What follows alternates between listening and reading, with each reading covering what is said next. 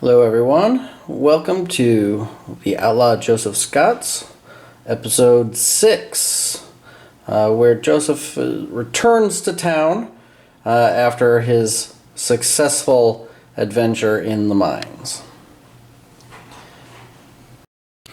Joseph's mission was to seal a void gate that was sending forth or emitting various monsters and threatening nearby towns, and he was quite successful in venturing in and managing to defeat the monsters, the enemies that were in the mines, and using the occult book that he had recovered to seal the gate.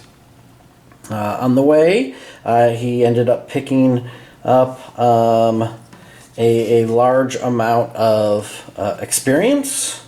All totaled, he's now at 890 experience. Not quite enough for him to level up, but getting very close to hitting third level. And he picked up just a little bit of coin. He got 25 from loot, and he gets for the mission a d6 times 25, which I have not rolled yet, so I forgot to roll at the end. So I can do that now. Let's see what he gets. Okay, so 3, so 75. So you get 75 more gold. Okay. And then besides that, he picked up a number of items in the mines. He had picked up a hanging cross at the very end, which gave him his +1 spirit, which helped immensely in sealing the gate. And this has gotten attached to his silver buckle. He had also found 2 books, a book of the Mad King and a book of the occult, of which most likely, he's not a learned man, so I don't think he's going to hold on to those. I think those would be better off being sold into town to net him some cash with which to equip himself. He does have 1 piece of dark stone that he had recovered,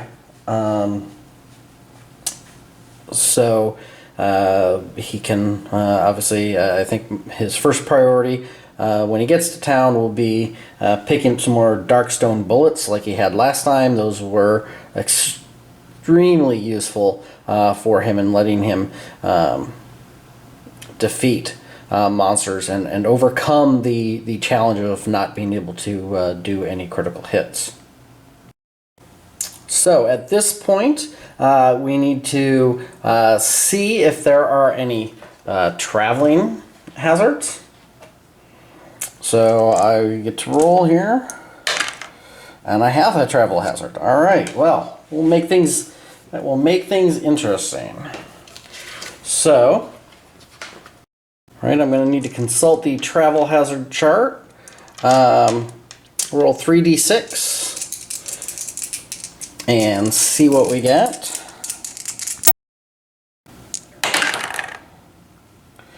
Uh, 10. 10 is bridge destroyed. The bridge across the canyon ahead has been demolished, either blown up to prevent demons from coming across or torn apart during a skirmish. You'll have to find another way around, which will take time you don't have. When you get to town, heroes can spend no more than 2 days for their town stay before starting the next adventure.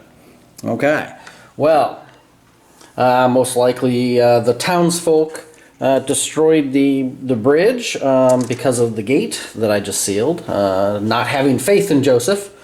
So unfortunately it means he has to detour. Generally I don't want to, especially as the outlaw, I don't want to spend too many days in town. So that's not super horrible. It will do, a little bit of a crimp, and again, it will also make this episode a little shorter because obviously I can't do more than 2 days here, but that's all right. So we will come here to town, and yes, he likes the finer things. He will start off in the hotel. And well, day number 1, the first and most important thing in the mind of Joseph is to travel to the blacksmith. He wants to buy himself some more darkstone bullets. So that is going to be the number 1 thing. So for day 1, we roll for the location.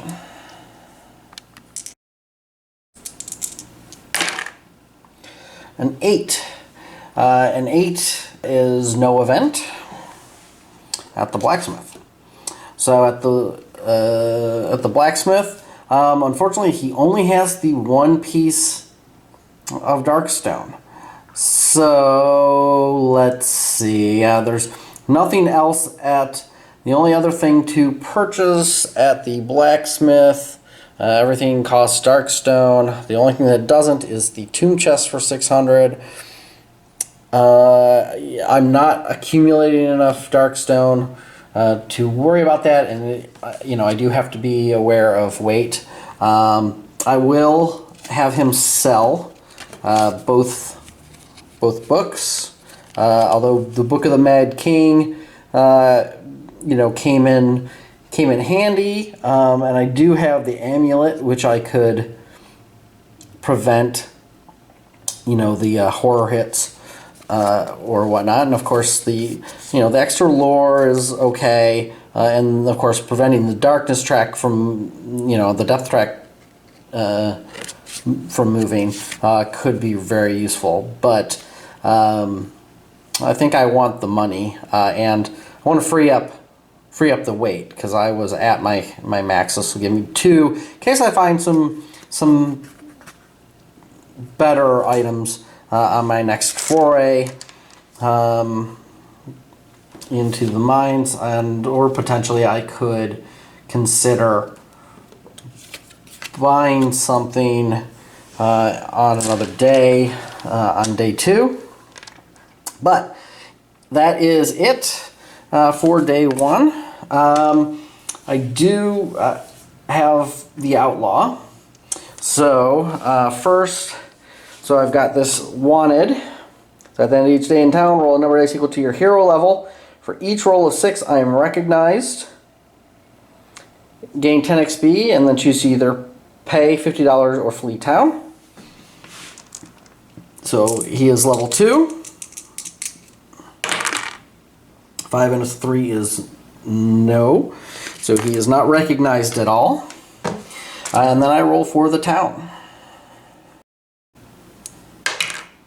And there is no town event. So it goes to day 2. And I am back at the hotel, so that's another minus 10 for the stay. And then day 2, I think Joseph wants to go to the Frontier Outpost. We're going to live a little dangerously here. So let us see what event, if any, he has at the Frontier Outpost. A 6, which is a hanging. One of the soldiers that tried to run off in the night was caught, probably trying to run off because they thought they're going to be invaded by monsters, and is being hanged this afternoon for desertion with the kick of a stool and the snap of the rope. The man is left swinging as an example to others who would show cowardice in the face of their duties. Shaken by the sight of his twitching feet, you lose 1 grit. Alright, so I lose the 1 grit. The 1 grit that I had, so.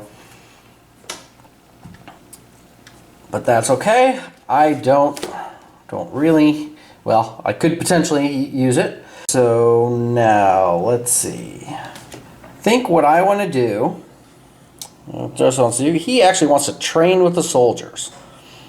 because with the money I sold those books for, 500, I have a chance to I can get a D6 times 25 experience points.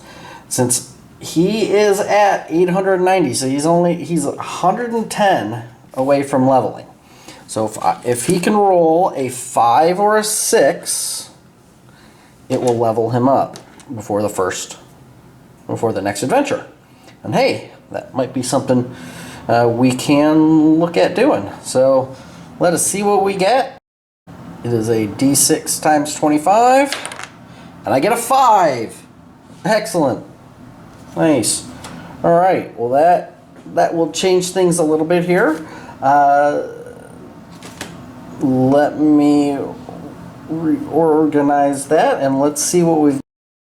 Okay, so that leaves Joseph with 510 gold and 15 experience points, but he does get to level up.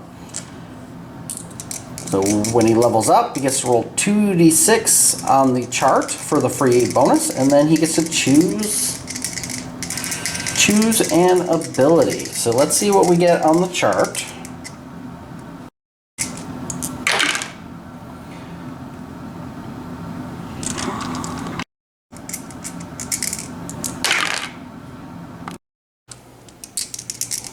Here goes. 6. +1 cunning or +1 agility and gain a D6 sanity. Alright. So we gain 4 more sanity. That's nice. That ups our max sanity. And then I need to decide +1 agility or +1 cunning. I think I'm going to take the agility. That ups his agility to 4. Okay, so we are now 18 sanity and 4 agility, which actually is nice. That actually plays into the next object. Oh, well, actually, before I get to that, I get to choose Outlaw upgrades. Alright, so I took the first in the shooting, which is guns blazing. I need to kind of decide what I want to do here. So let's see. I can have an on the run line called duck and dive, which has an effect based on rolling my dice for my shadow move. Lets me move farther if I roll doubles. Okay, it's not bad. And a couple other little things. The charm line's mostly if there's other characters in, so it lets me do things like more group oriented items, skills. Infamy, I can start with extra grit and another agility, which would be nice. Or I can continue down the shooting line.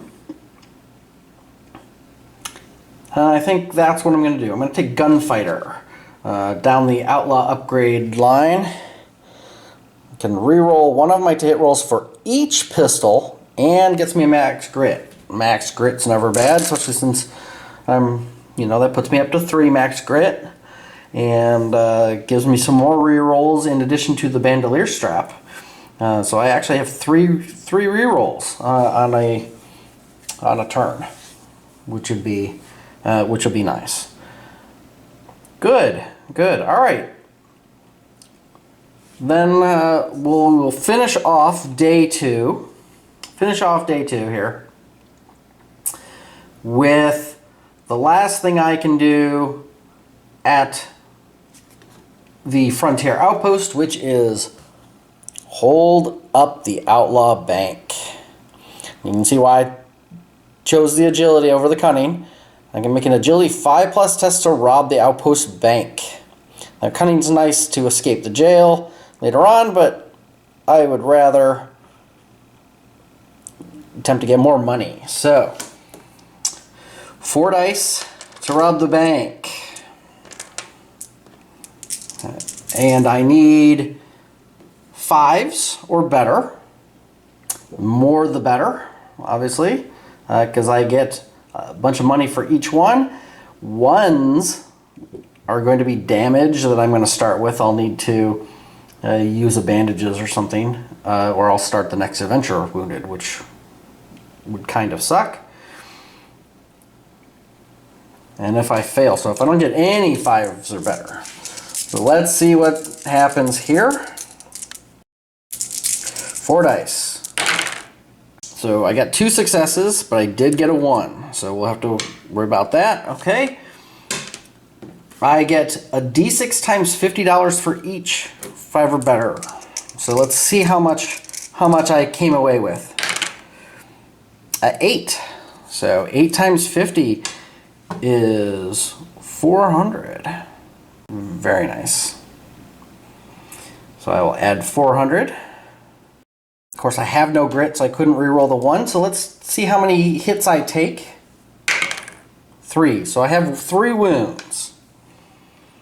And I will actually use, since I gained a bunch of money, although I can't replace the bandages because I'm stuck in town. I will go ahead though and take the bandages and attempt to heal those.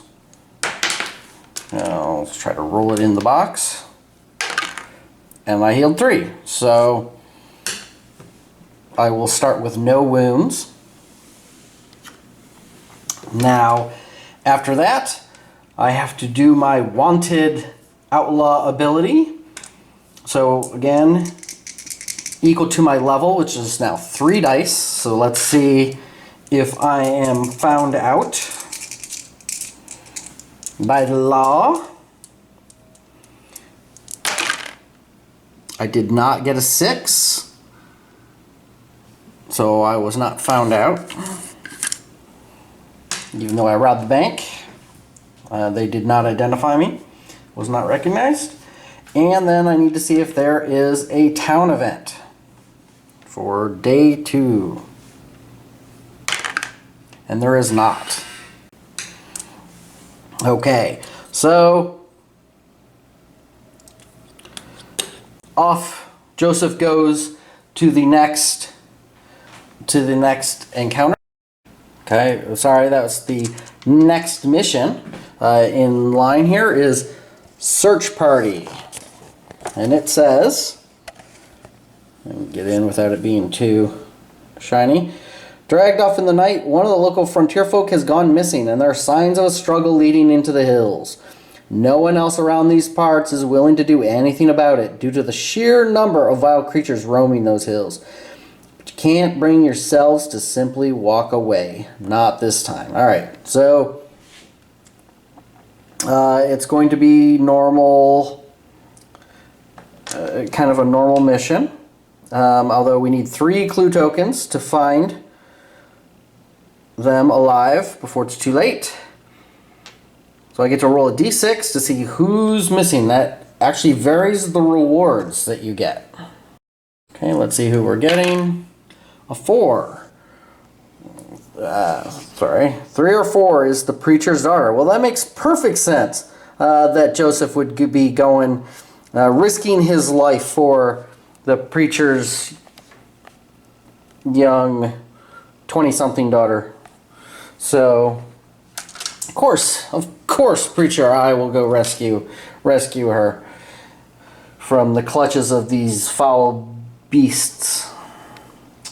Alright, so I won't get into more of what the search party mission does. We'll see that in the next episode, but that is the plan. Search party for Joseph next session. He is now level 3. He has leveled up. Gained an agility, gained a little bit more sanity, has some pretty good equipment. Unfortunately, he's got lots of upgrade slots. Not finding a lot of Darkstone though to fill, to be able to buy upgrades to fill these slots. Preferably, at the blacksmith, I would want to get. Joseph would want to get some Darkstone grips, which is +1 shots with his guns. Those are 8 Darkstone each. And since I've never had more than 1 at a time, and I definitely want to spend 1 on Darkstone bullets every chance I get, at least for the foreseeable future. I think, it's gonna suck if I get an adventure that does not net me at least 1 Darkstone, which may be a reason to scavenge, honestly. To allow me to try to grab not only a little bit of extra money, but there is also the potential. Actually, is there even a potential? I have to look at the scavenge cards. Now that I think about it, it might just be money and gear that come out of scavenging. So I may peruse the scavenge cards to see if there's any possibility of getting Darkstone. The Darkstone may only come from the loot cards, which would be a little sad. But because it would let me scavenge a bit more if I could. I definitely want more Darkstone to fill up these. I mean, each Outlaw pistol has 3 upgrade slots, and I don't have anything to put in them right now. But as it is, we're pretty well set, I think. Thank you for joining me. I should also mention I apologize for last week's episode being a bit disjointed and obviously late. There were a number of different issues. Most unfortunately, and the largest issue was there were some recording issues, so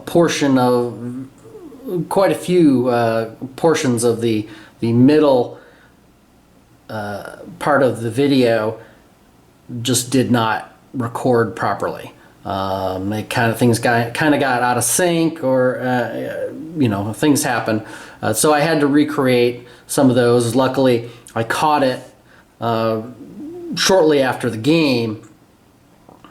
So I even still had the cards out in the order that they were, remembered pretty closely what happened. There were a couple things that I couldn't recreate exactly, like darkness rolls and necessarily the specific exact number of hits sometimes. It was pretty accurate as far as how long the monsters lived, so and how many turns it took me to get through them, and it was very close, very approximate on some of those. And you will because I had some bits and pieces of video, because I take these in generally some smaller tidbits instead of one continuous recording, simply because it's easier for me to manipulate later. So luckily there were some here and there in between that did work properly, and so I could kind of get a sense of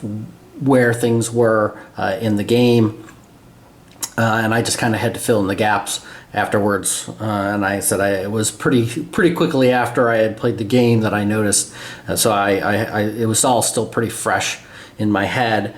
So, but I do know that the video did get a little abrupt at times and a little disjointed, and there were a couple minor which square I was on, and sometimes moved slightly and such. So I do apologize for all that. I'm sorry, but I hope it was still interesting. It was certainly a fun adventure, a fun mission. I probably shouldn't say anything, but the past 2 missions, the first mission didn't go so well for me. I didn't have great luck.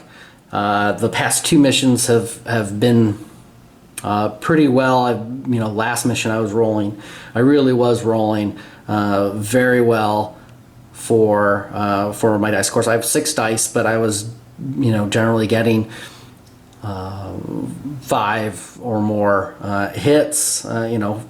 Between 4 and 6 hits, which is, I guess that's just about average, but it certainly seemed like a lot to me. And of course the Darkstone bullets helped. So and I did get some good loot, and especially critical, some loot that I could actually use really well. The bandolier and of course the hanging cross right at the end where I needed a boost of spirit, and those were totally random. So it was just a little bit fortuitous. And of course the previous one getting silver buckle and the amulet. So I've had some good luck. I know I'm probably due for some bad luck, although my luck in town has not been necessarily all that great.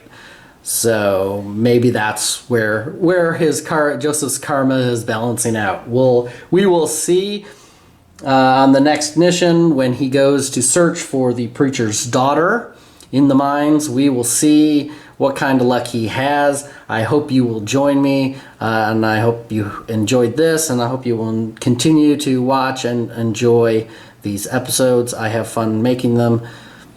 Thank you, and I will see you guys next week.